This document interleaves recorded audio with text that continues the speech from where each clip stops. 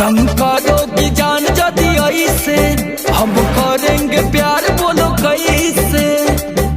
बोलो बोलो हाँ हाँ हाँ। तंग करोगी जान जदी ऐसे, हम करेंगे प्यार बोलो कैसे।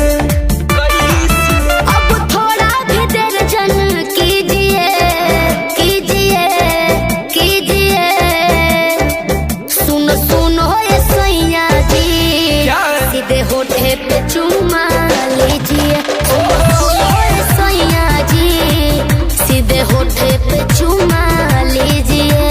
अरे तू मुड़ा में लागत बाड़ू।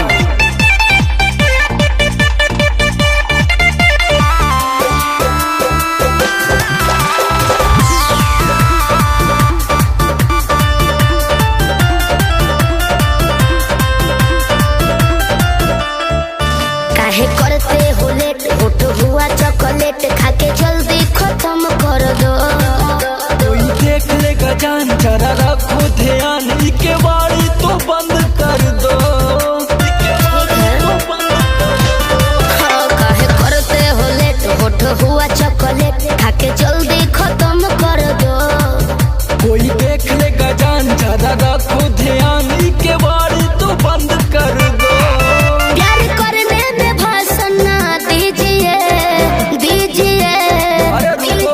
सुनो सुनो ये सैया जी, सीधे होठे पे चुमा लीजिए। सुनो सुनो ये राजा जी, सीधे होठे पे चुमा लीजिए। मान जाओ बाबू, अभी टाइम नहीं है।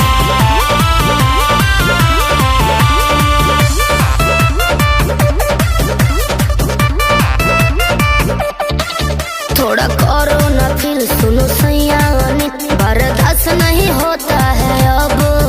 जग जाएगा जोश, तिवारी आशुतोष कर देंगे समर गजब।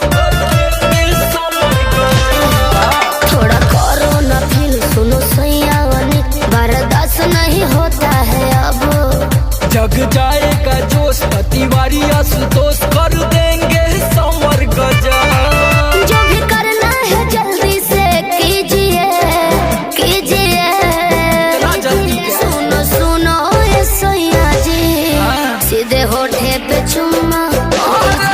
सुनो सुनो ये राजा जी, सीधे होठे पे चुमा लीजिए लीजिए ना। आवा